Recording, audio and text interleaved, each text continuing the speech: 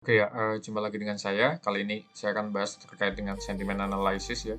Apa itu sentiment analysis dan gimana cara kita membuat protokol sentiment analysis dan nanti kita lihat pengembangannya bisa apa saja gitu ya. Nah, kita coba googling di sini sentiment analysis ya. Ada yang menyebutkan bahwa ini adalah suatu proses dari menganalisa digital text untuk menentukan pesan emosionalnya ya, apakah positif, negatif, ataukah netral gitu ya. Dan ternyata setelah kita coba telusuri ya, sentiment analysis ini sudah cukup luas digunakan, khususnya untuk business intelligence ya, di mana ini bisa membantu memberikan, ya information, kemudian dapat memberikan insight dari sebuah produk gitu ya, dapat memberikan juga, feedback sehingga, perusahaan bisa mengantisipasi atau bisa, mengatur strateginya ya, untuk, apa namanya, pengembangan pasar gitu ya, untuk, meningkatkan penjualan mungkin atau untuk meningkatkan exposure dan yang lainnya atau branding seperti itu ya. Jadi sentiment analysis ini salah satu tool gitu bagian dari business intelligence gitu ya. Ya, nggak usah lama-lama, kita langsung aja. Jadi tahap yang pertama adalah preparation. Preparation di sini beberapa hal harus kita siapkan ya. Yang pertama kita harus mempersiapkan environment-nya dan dependensi gitu ya, dependencies. Environment ini berarti tools-nya apa saja yang harus kita gunakan dan dependencies ini, modul apa yang akan kita gunakan. Ya, yang pertama tools yang kita harus tahu ya, kita akan menggunakan bahasa pemrogramannya itu Python, dengan tools-nya nanti kita akan dibantu dengan Jupyter Lab, seperti itu ya. Ya, kemudian untuk dependencies ada cukup banyak ya, kita mulai dulu aja dari tools-nya, gimana kita bisa mempersiapkan Python dan Jupyter Lab ya. Gampang caranya, kita langsung aja buka yang di sini tulisannya winpython.github.io ya. Buka, lalu kita pilih yang sudah memiliki Jupyter Lab. Ini belum. Scroll lagi. Nah ini. Di sini dikatakan bahwa ada Jupyter Lab ya. Jupyter Lab seri 4. Jadi kita langsung download aja yang 3.11 ini ya. 3.11. Langsung aja di download. Ya ini ya, diklik di sini, total ada 905,4 MB. Setelah kalian download nanti akan hasilnya akan ini saya nggak bisa download ya karena saya udah kita cancel aja nanti ya. Oke ya, ya kita cancel aja. Nanti kalau sudah ada kalian bisa ekstrak filenya ya, dan nanti dalamnya akan seperti ini ya. Tinggal dibuka aja Jupyter Lab-nya, ditunggu, nanti akan secara otomatis akan membuka browser kalian dan hasilnya seperti ini ya. Ini namanya Jupyter Lab. Nah, tinggal kalian bisa create new ya, create di sini nanti ada tulisan create new notebook ya. Nah, seperti ini ya. Tapi saya close aja, saya pakai yang tadi. Nah, ini kalian ganti di sini untuk judul notebooknya. Loading.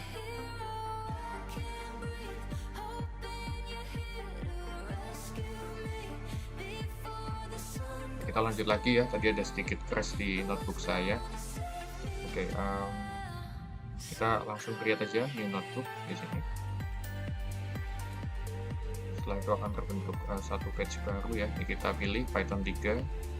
Nah, ini akan terbentuk seperti ini, bisa dinamain ya di sini. Tulisan namanya sentiment analysis 2024. Ya, kalau sudah, ini environment-nya sudah ada, kita harus menginstal yang namanya dependency. Dependencies. Oke. Dependencies ada cukup banyak ya, mulai dari pandas, kemudian Seaborn,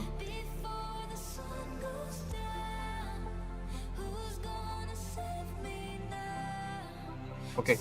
Semua dependencies ini harus kita install karena dependencies ini adalah salah satu plugins atau function yang akan nantinya kita gunakan dalam proses sentiment analysis. Dari yang pertama ada dependencies pandas ya. Pandas ini untuk memanipulasi data dan memproses data. Kemudian yang kedua ada Seaborn ini untuk visualisasi, Matplotlib untuk kalkulasi, kemudian translate ini juga untuk menerjemahkan ya, kalau data yang kita gunakan itu bahasanya bahasa asing gitu ya. Kemudian ada Tweet Preprocessor, ini juga untuk mengolah data, text block ini juga untuk membuat polarity check ya, untuk proses sentiment analysisnya, word cloud ini untuk melakukan visualisasi, NLTK ini untuk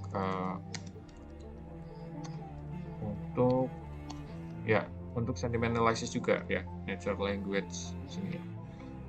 Oke, caranya menginstal dependencies jadi gampang ya. Kita harus buka folder yang tadi di sini, kemudian pilih aja yang namanya with Python command prompt ya. Nah di sini bisa diinstal, pip install sesuai yang tadi ya. Di sini ada pandas, seaborn, matplotlib dan sebagainya gitu ya. Seperti ini ya. Tapi saya sih nggak perlu. Jadi ini langsung kalian aja enter. Nanti kalau udah selesai prosesnya, pip lagi, pip install yang bawahnya ya matplotlib dan sebagainya gitu. Itu namanya menginstal dependencies. Tapi untuk case ini saya sudah menginstal, jadi nggak perlu saya ulang. Lalu kalau sudah dependencies-nya udah install semua, berarti kita udah mempersiapkan tools sama dependencies-nya semua. Langkah yang pertama adalah melakukan data crawling. Data crawling adalah proses mengambil data atau scraping data ya, dari sosial media yang kita mau. Ya. Untuk case ini saya akan mengambil dari sosial media Twitter ya atau X ya. Nah, saya sudah coba buat code-nya untuk mengambil dari X. Nanti kalian bisa copy aja dari sumbernya ya. Nanti kita kasih tasnya. Nah, dari sini ya, ini saya coba buat. Kita buka.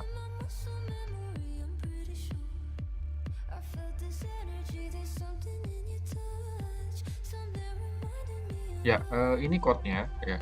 Nggak terlalu banyak ya, hanya beberapa baris saja.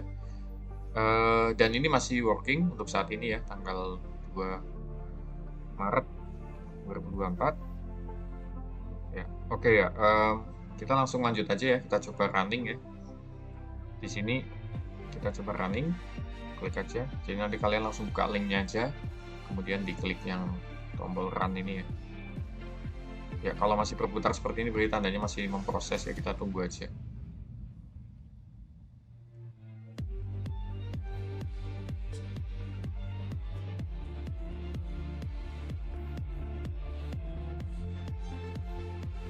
Oke ya, ini sudah selesai ya tandanya. Ini diselesaikan dalam waktu 31 detik. Kemudian apa yang mau kita cari di sini ya? Contohnya, pertama ini kita mau nge-save dalam bentuk CSV dan namanya apa ya? Di sini saya tulis data produk 2024 ya. Keywordnya apa gini? Misalnya kita cari start ya, atau yang lain ya. Start apa coba? Ini kita mau ngambil dari periode kapan? Apakah dari 1 bulan, 3 bulan gitu ya. Ini kita contoh dari tanggal 1 aja, tanggal 1 bulan 1 sampai sekarang ya, sampai sekarang tanggal 2 bulan 3 ya. Oke. Limit adalah jumlah yang mau kita ambil. Nah ini kita nggak bisa langsung ribuan ya, karena kita mesti tahu berapa banyak data yang kita sampling gitu ya. Karena kalau jumlahnya langsung ribuan itu bisa jadi malah Twitter Anda kena suspend ya, karena prosesnya adalah ini akan mengambil datanya bertahap dari timeline, jadi nggak bisa langsung semua data diambil sekaligus sampai ribuan ya. Kalau di sini saya coba ngambil data 300 saja ya. Kemudian ya ini kita langsung play. Nanti akan kita tunggu ya. Ya di sini diminta what's your Twitter authentication token ya. Jadi kita harus mengambil tokennya kita dari akun kita ya. Coba kita buka aja Twitternya. Nah caranya gampang ya, cukup klik kanan, terus di sini kita klik inspect ya. Lalu kita cari di sini application, cookies, klik. Nah di sini nanti ada yang tulisannya out token ini ya. Ini kita copy aja. Di yang tadi ya, ini kita paste. Oke, kita enter. Nah September. Ditunggu aja.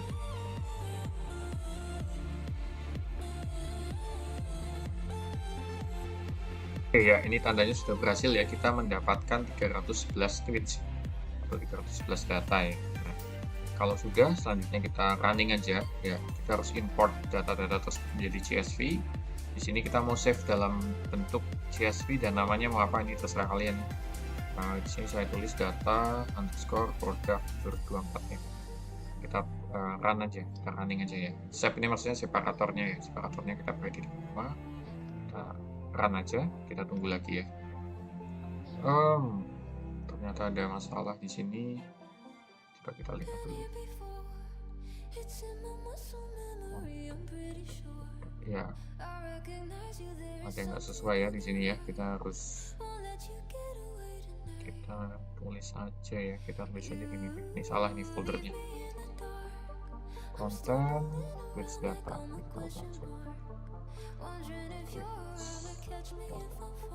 Oke, kita running lagi.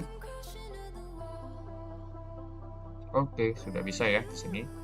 Lalu data kita tampilkan. Ya, ini tipe datanya ada beberapa kolomnya ya, lalu kita lihat deh, kita ngintip coba datanya. Run aja.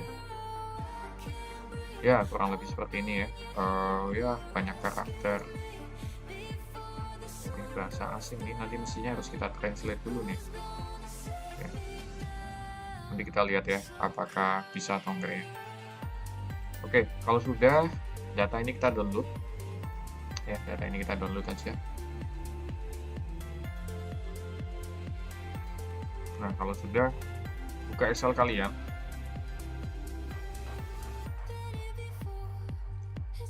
Lalu dibuka aja data yang tadi ya. Buka aja data yang tadi.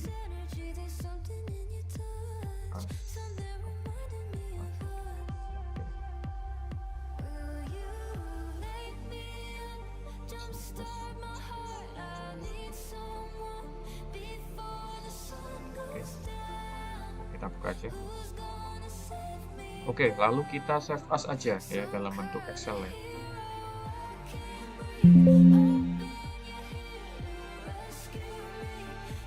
Kita save as dalam bentuk Excel.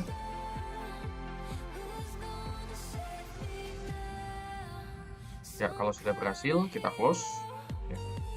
Lalu ini kita beralih ke mana tadi ya? Kita di sini sudah siapkan datanya, data crawling baru sudah kelar. Nah, kita panggil datanya. Kita panggil yang pertama itu kita harus import dulu. Tadi kita udah menginstal dependensi ya, berarti kita tinggal import. Langkah yang kedua kita melakukan cleansing data. Cleansing data. Ya. Datanya kita panggil dulu. Caranya gini ya. Sorry, ya salah. Kita harus ngupload dulu datanya. Data yang tadi kita upload di sini ya. Kita buka localhost 8888 ya. Ini tree ya. Terus kita upload. Salah kita. Nah, ini kita upload dulu. Oke, kalau sudah ada ya, kita panggil di sini. Ini ada di mana? Kita masukkan saja ke dalam data. Oke, kita panggil di sini.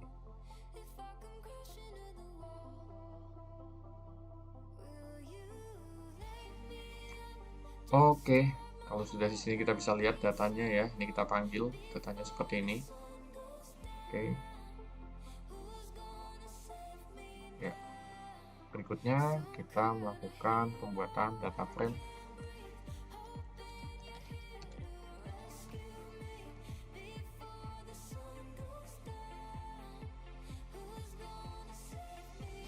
Oke ya, data frame-nya sudah kita buat.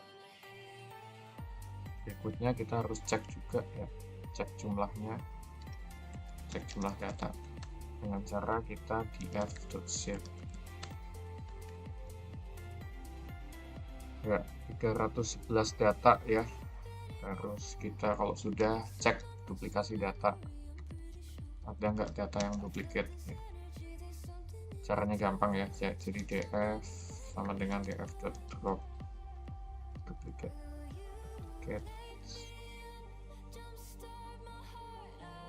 Ya, ini artinya ketika kita ngecek duplikasi data, tidak ada ya, sudah tidak ada di nol. Terus kita lihat, kita menghilangkan data missing value ya, jadi ini code-nya. Sampai drop NA.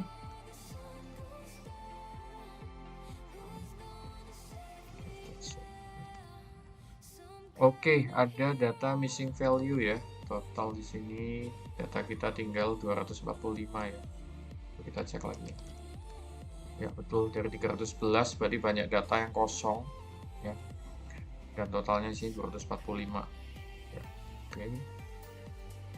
Contoh-contoh data kosong seperti ini ya. Oke ya, berikutnya kalau udah missing value. Oke, berikutnya kita menghapus karakter yang tidak berguna gitu ya. Menghapus charge. Oke, caranya gampang.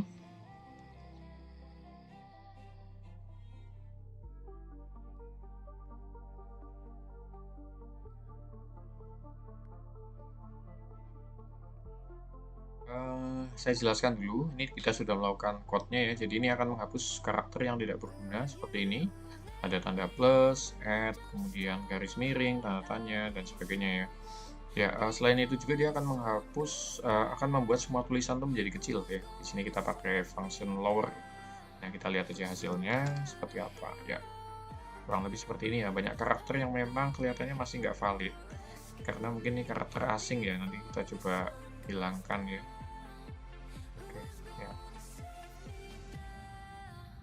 Oke, selanjutnya kalau sudah kita melakukan pre-processing ya. Pre-process. Oke. Ya, tahap pre-processing ini ada beberapa ya. Yang pertama itu namanya normalisasi. Kemudian yang kedua itu namanya adalah stop words ya, stop words. Kemudian stemming dan translate. Ya, nanti translate kita lihat kita perlu atau enggak ya. Nah, normalisasi ini kita akan mengubah ya bahasa-bahasa yang bentuknya singkatan atau slang itu menjadi bahasa yang baku seperti itu ya. Sehingga untuk melakukan normalisasi ini kita butuh library-nya. Jadi apa aja bahasa slang dalam bahasa Inggris yang perlu kita artikan itu sebagai bahasa baku ya. Karena kalau nggak dalam bahasa baku, machine learning-nya nggak akan mengenali itu tendensinya ke mana. Polarity check-nya juga pasti akan menjadi bias seperti itu. Oke, kita mulai aja untuk code-nya normalisasi ya. Ya. Nah, seperti ini ya. Contohnya slang word-nya misalnya WhatsApp ya. WhatsApp. Gini ya. Ya, ini misalnya artinya WhatsApp. Nah, begini dan seterusnya ya. Karena saya nggak menemukan kata apa aja, akhirnya saya minta ChatGPT untuk mengenerate 200 kata ya, slang word gitu ya. Ya, kita coba paste aja.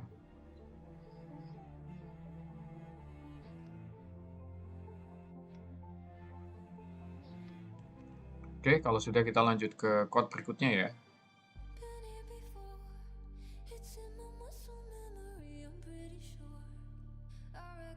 Ada ya.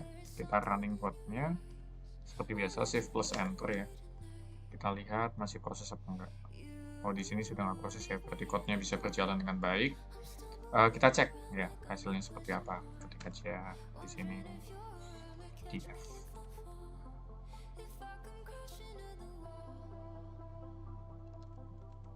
Ya. Nah, ini hasilnya ya yang sudah di ini ya, normalisasi. Oke, kita lanjut ke berikutnya yaitu tahapan stop words. Stop word ini untuk menghilangkan kata-kata yang tidak memberikan informasi ya. Contohnya kata tidak seperti kata dan atau ya yang lainnya ya. Jadi kata-kata yang tidak informatif akan dihilangkan sehingga proses machine learning-nya bisa lebih akurat gitu. Oke, kita langsung aja ya untuk stop word. Oke ya, kita lanjut lagi untuk membuat coding stop word ya. Di sini saya akan mulai. Pertama dari kita melakukan import ya, import sastrawi. Ya, karena sastrawi ini tadi nggak kita install di awal, teman-teman bisa lakukan pip install ya. Jadi silahkan dibuka untuk bisa dibuka lewat WinPython, kemudian nanti bisa lakukan pip install seperti biasa ya, pip install sastrawi gini ya, tapi saya nggak perlu karena saya sudah melakukan install. Oke, setelah itu kita langsung aja, berarti ini mulai import sastrawi, saya akan tuliskan code-nya ya.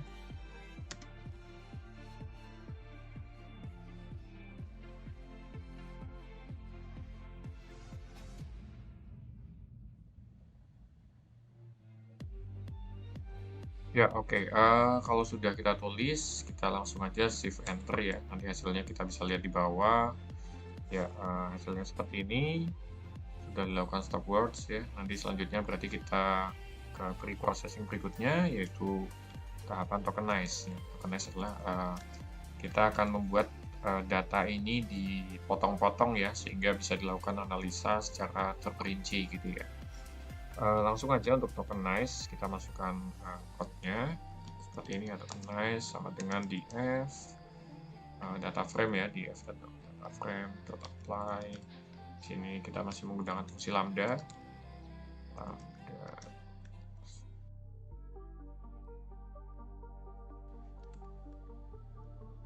Ya, fungsi tokenize juga sudah kita lakukan ya. Ini contohnya seperti ini. Ini akan dipotong-potong ya, jadi kecil. Ya. Berikutnya kalau sudah, kita masuk ke fungsi translate ya. Nah, ini yang memang agak challenging ya, karena kadangkala kalau kita menghadapi data yang memiliki multiple language atau bahasanya beragam, ini yang agak challenging ya. Oke ya, mungkin kita akan lanjut dulu dengan pre-processing yang ketiga, itu stemming ya. Jadi translate kita pindah yang terakhir aja. Ya, stemming ini sebetulnya untuk mengurangi variasi kata ya, sehingga memiliki pemaknaan yang objektif. Jadi contohnya kalau ada akar kata sama ya, berlari, melarikan, nah ini akan dimaknai sebagai kata lari, sehingga pemaknaannya akan lebih akurat seperti itu. Nah, langsung aja kita akan melakukan code untuk stemming. Ya, kita mulai dari masih menggunakan dependensi yang sama ya, sastrawi.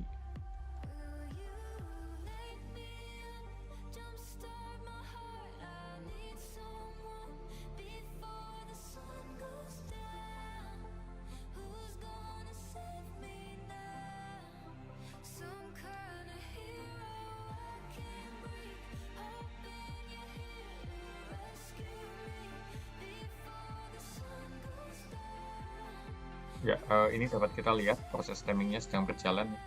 Dia akan nambah terus di bawah dan ditandai dengan ya ini masih bintang, ini artinya masih proses. Kita tunggu aja karena kata-katanya cukup banyak ya.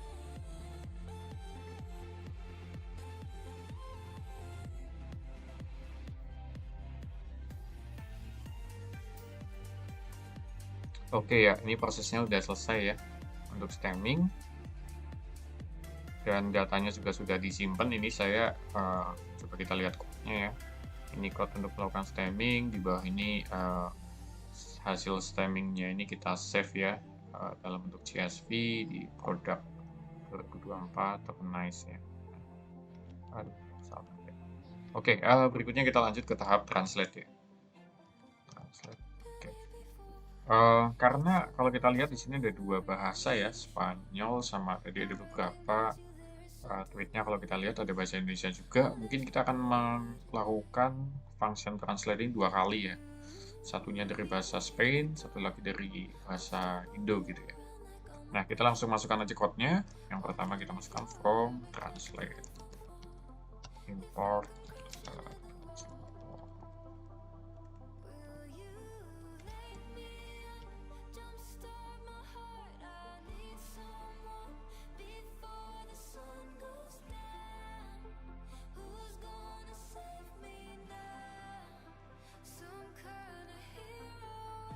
Oke ya, ini coba kita running ya. Translate-nya tadi sudah kita uh, masukkan code-nya.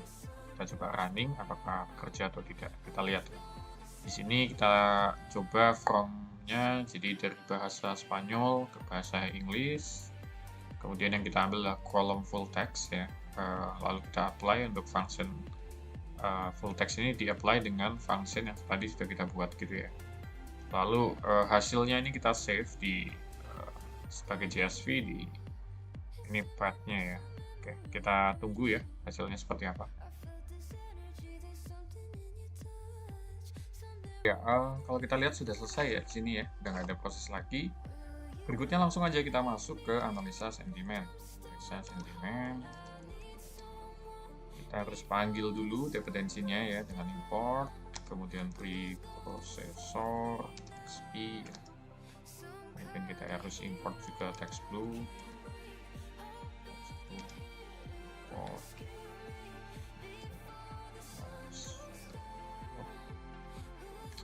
Import NDL, oke, ya, natural language ya.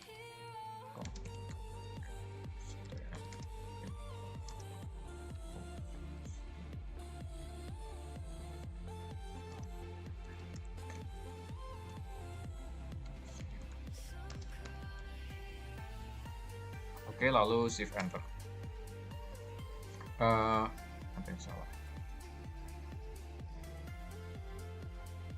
Ya, ini salah. Oke, ya, ini sudah lagi diproses, sudah selesai prosesnya. Berikutnya kita masuk ke polarity check. Polarity check ini juga masih bagian dari analisa sentimen ya. Ini metode yang pertama ya, kita menggunakan ya, kita masih menggunakan TextBlue NLTK ya. Oke, kita coba. Saya akan tuliskan code-nya di sini, data tweet,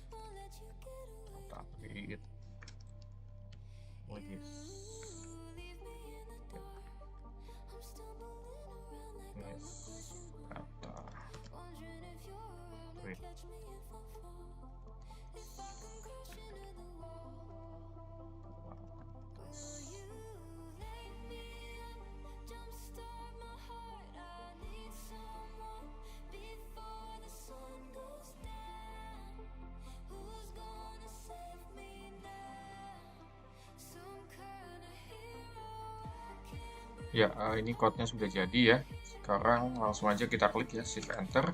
Maka di sini hasilnya akan muncul ya, positif sebanyak 145, netral 78 dan negatif 19. Ini totalnya 242 ya. Ini dari 311 data tinggal 242 karena tadi kita udah cleansing ya beberapa data yang error gitu ya. Oke, berikutnya kita berarti masuk ke visualisasi. Ya, kita akan memvisualisasikannya ada dua ya. Kita akan memvisualisasikan dalam bentuk word cloud, yaitu apa sih kata yang paling sering muncul, dan yang kedua dalam bentuk bar chart ya. Nanti kita coba ya. Oke. Sebelumnya kita akan melakukan classifier ya. Classifier. Caranya berarti data, ya. Classifier.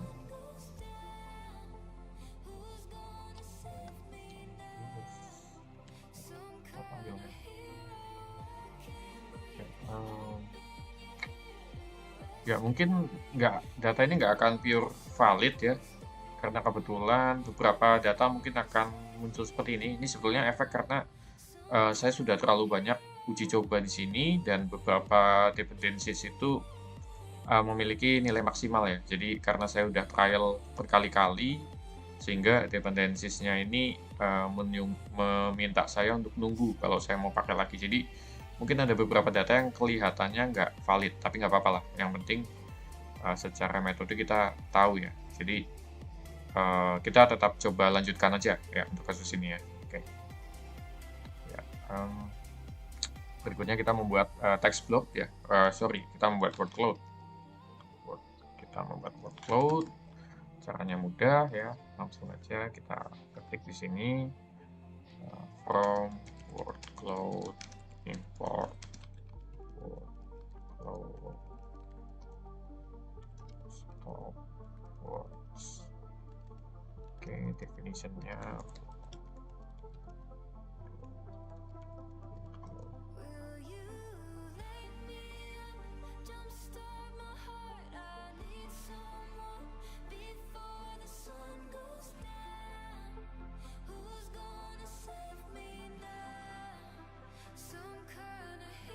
Oke, ya. Oke ya, ini udah muncul ya. Jadi di sini muncul banyak kata-kata ya, ini word cloud namanya, kata-kata mana yang paling sering disebut ya. Translation, my memory, use seconds. Ya, ini beberapa memang invalid ya, karena tadi memang kita ada masalah di sini, ya, bahwa salah satu dependencies ini tidak bisa dipakai karena memang saya sudah terlalu sering pakai gitu ya. Jadi ada salah satu dependencies yang membuat datanya jadi invalid. Tapi nggak apa-apa ya. Kurang lebih caranya seperti itu. Kalau ini sebetulnya valid, ini akan menunjukkan data mana kata-kata yang paling sering muncul dari ya persebaran di sosial media itu dari data-data kita. Gitu. Oke, nggak apa-apa. Kita langsung lanjut aja untuk visualisasi kedua ya, yaitu bar chart ya. Visualisasi kedua. Oke, kita masuk visualisasi yang kedua ya. Diagram bar ya. Kita mulai. Pertama saya harus mengimport dulu dependensiesnya si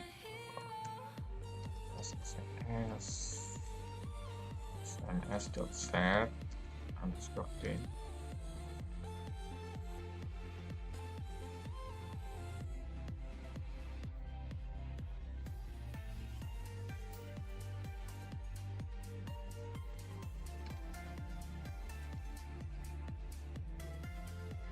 Oke ya, ini kalau kita coba visualisasikan hasilnya seperti ini ya. Saya coba hasilkan sentiment distribution dari Starbucks ya, ini kurang S. Oke, Starbucks di platform X pada bulan Januari sampai Februari 2024 gitu ya. Total secara keseluruhan positif sentimen masih cukup tinggi 145, negatif di 19 dan netral di 78, dan ini tentu saja masih invalid ya karena tadi ada satu dependencies kita yang nggak bisa dipakai itu ya. Sebetulnya bisa dipakai, cuman mungkin harus nunggu sekitar 12-13 jam supaya bisa dipakai lagi sehingga hasilnya bisa lebih valid. Tapi overall ya seperti itu caranya. Saya rasa tidak susah juga ya, dan ini pun metodenya masih sangat sederhana ya. Mestinya kita kalau mau lebih scientific kita perlu tambahkan cleansing yang lebih oke ya, seperti kita harus melihat siapa yang memposting, dan yang memposting itu apakah akun yang umurnya baru 1 hari, 2 hari. Nah, ini harus kita validasi juga gitu ya. Dan ini juga analisis polarity-nya juga baru pakai satu machine learning ya, masih ada banyak ya. Ada metode naive bayes, kemudian ada metode lagi text bloop dan yang lain ya. Nanti coba saya videokan juga untuk saya rekam juga untuk pengujian yang lain nih. Oke ya, itu aja untuk video kali ini. Nanti teman-teman nggak usah khawatir ya, code-nya semua ini akan saya share di GitHub. Nanti saya kasih linknya, kalian cukup buka aja, di situ ada code-nya, kalian ikutin. Mulai dari data crawling-nya ya, kemudian sampai code untuk sentiment analysis-nya, kalian bisa pakai di sana ya. Oke, itu aja untuk kali ini. Thank you.